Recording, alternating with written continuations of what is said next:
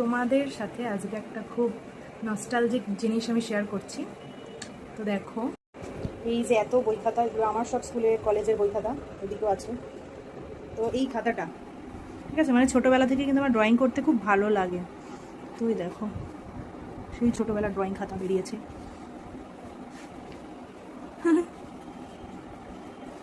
আরও দেখাচ্ছি, দাঁড়াও। অনেক বছর পর দেখছি, দারুণ লাগছে একদম।